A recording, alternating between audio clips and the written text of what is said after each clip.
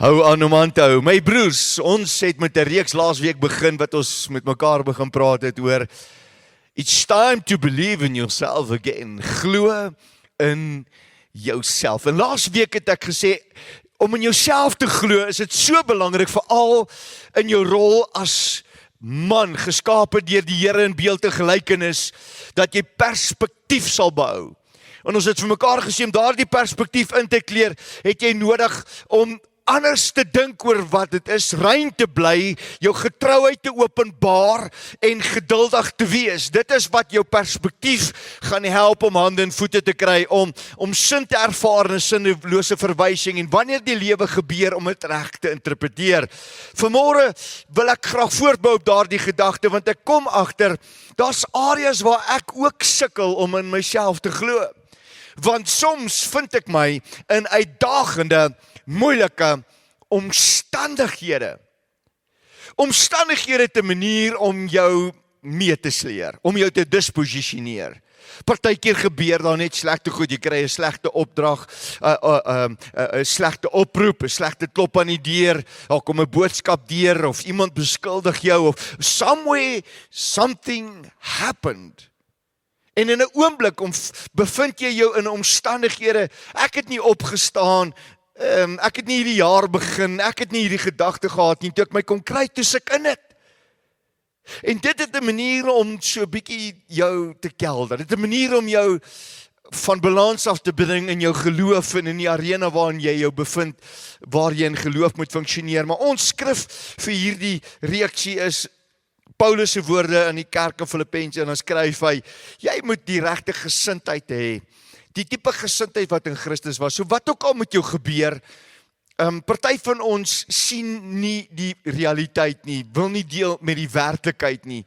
Nou geloof is om die onsienlike te sien, om te sê wat jy glo, en as dinge anders uitspeel, nooit te wantrou waarmee God jou vertrou nie. Hy is in beheer, en niks wat gebeur is buite beheer nie. Kan ek 'n amen kry? Nou kom Paulus en sê, hy wil hê daar moet 'n gesindheid in ons wees. Nou, perspektief is alles, maar as omstandighede gebeur, hoe moet ek dit interpreteer? Hoe moet ek dit hanteer? Klaagliedere 3:33 sê, God, do not take pleasure in making life hard for you.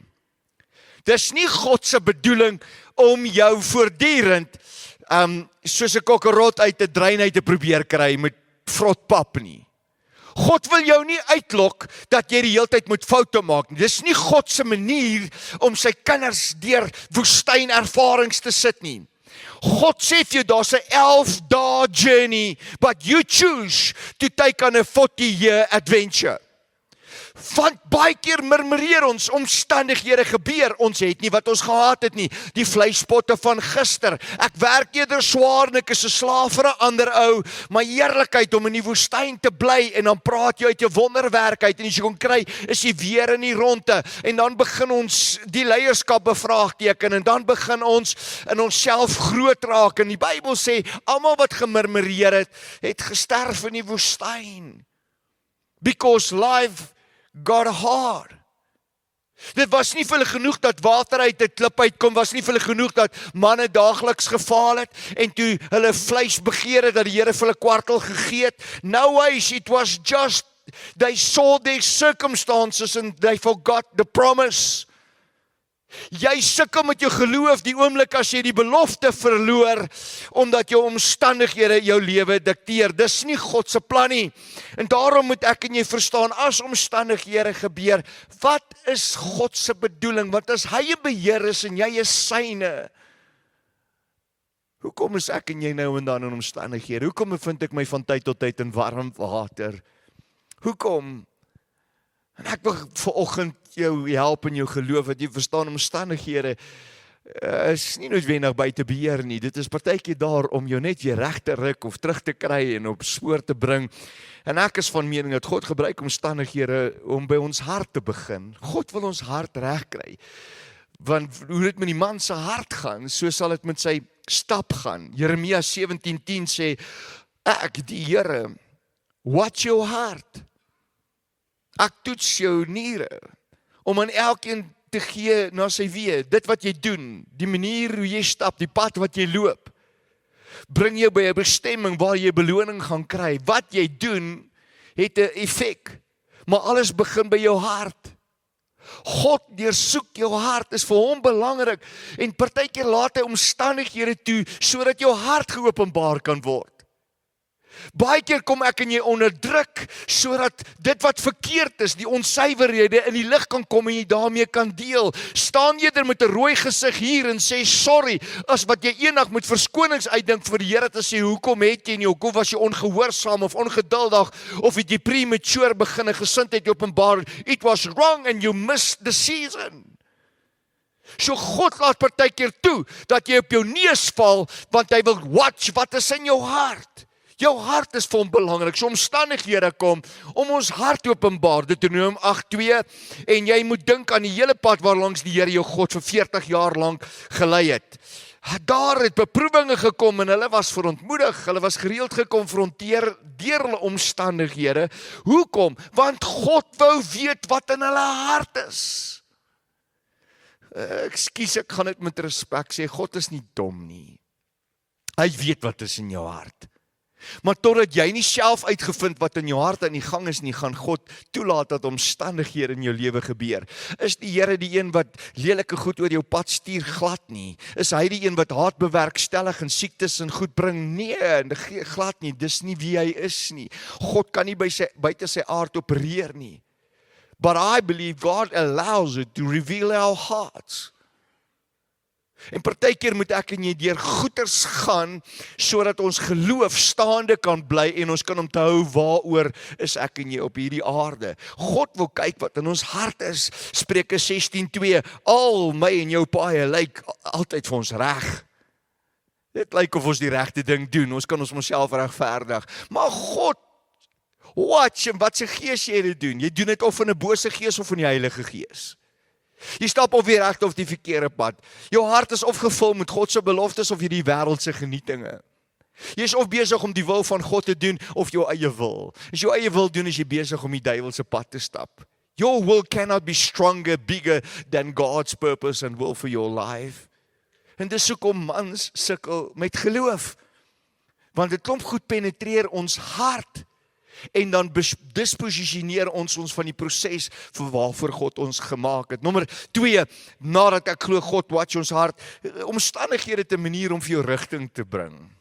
Om jou nuwe rigting te gee. Jy kan sien, hoor hierso, hierdie ding wat, ek moet dalk 'n ander pad stap, of ek moet dalk 'n nuwe seisoen, ek moet dalk 'n hand skud, ek moet dalk 'n verhouding groet, ek het dalk 'n nuwe rigting moet te gaan. Spreuke 16:9 sê die hart van die mens lyk okay, maar die Here bepaal of dit wat reg is. Baie van ons is in goeders waarin God nooit gesê het jy moet wees nie. Baie van ons raak betrokke by dinge, dit was nooit God se plan nie. Maar as jy aanhou met daardie rigting, stuur jy nie net jou nie, maar jou hele gesin of jou hele besigheid, stuur jy af op 'n ramp. Want jy hou aan om in 'n rigting te stap wat God nie gesê het nie. In die begin lyk dit nie of dit 'n groot verskil maak nie. Maar stap al hoe verder, noord en ware noord is nie dieselfde nie. Dit lyk in die begin of noord is, maar as jy nie ware noord bly nie, en hoe verder jy stap, gaan jy sien hoe groter word die gaping. En dis hoekom omstandighede te geneigdheid in 'n manier om my en jy in ons geloofsarena weer net in die regte rigting te sit. To make sure that you run to God and not from God. That you are planted in your household, loving your wife, equipping your kids, in such a sense dat die Here kan sê, dit is waarin ek gebaai het. Dis die best profetiese rede hoekom ek en jy op die aarde is. Maar wie kan ek soek nog 'n woord van God dat ek weet watter rigting moet ek ingaan? Nee, bly in die wil van die Here en elke profetiese rede sal in vervulling kom.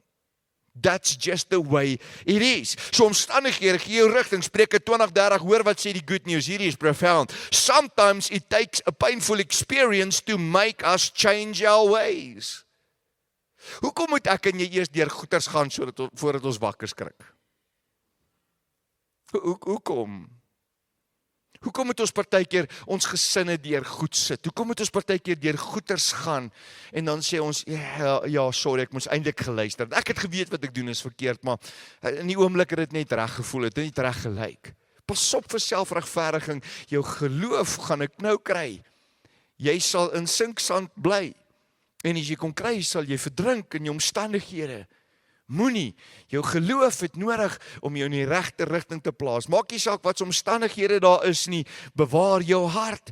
Watch die rigting. Nommer 3, behou perspektief. Ouens, dis so vinnig om perspektief te verloor. Dis so vinnig om in 'n ander rigting te kyk. Iemand fluit net vir jou. Wai! Wie het my geroep? Dan hou ons op. Of, jy hoor ergens 'n storie. Jy's op pad om te droom, jy's besig om te dink, jy's besig om te werk in 'n rigting en dan hoor jy geluide. En dan verloor jy perspektief. Iemand sê iets, iemand doen iets, iemand sê nie iets nie, iemand doen nie iets nie. En jy verloor perspektief oor dit wat God vir jou gesê het. En dit wat God vir jou gesê het, het God nie noodwendig vir my gesê nie. Wat dan sê, jy hoef nie altyd vir my te luister nie, jy moet nie altyd vir my luister nie, maar jy moet perspektief hou om te doen wat God vir jou gesê het. Want as jy doen wat God vir jou gesê het, sal jy in geloof word wie God gesê het jy kan wees. Maar ons verloor perspektief want ons luister na ander mense.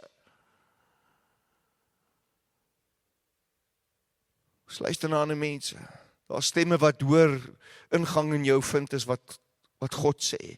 Baie van ons slaan hoor ag en hoor wat die ekonomie sê is wat die Bybel sê. Wat die dokter sê is wat die geneesheer sê. En ek en jy moet in hierdie tyd ons geloof op die regte manier kos gee. Broers, perspektief is essensieel. Perspective is everything, die manier hoe jy goed sien, maar moenie beïnvloed word deur verkeerde stemme nie. Hebreërs 12:8-10 sê, as jy, luister mooi, as jy nie toelaat dat die Here die lyne styf trek nie, is jy 'n onegte kind, 'n illegitimate child. God wil jou in dissipline, wil hy jou in die regte rigting, so hy wil jy in perspektief behou. Dissipline is vir God belangrik, jou ja moet jou ja, jou nee moet jou nee wees. Dis hoe jy perspektief behou. Maar as wanneer ons ja, ons nee en ons nee, ons ja maak en goed substandaard begin doen en grys areas begin akkommodeer, ag net 'n enetjie of net 'n ou vloekwoordjie of net so ag, weet jy wat, niemand kyk mos of niemand weet mos nie. Die oomblik wanneer jy daai goed oopsluit en by dit betrokke raak, dan verloor jy perspektief. As jy perspektief verloor en begin omstandighede jou hart penetreer, as dit begin jou hart penetreer, dan begin jy rigting verloor.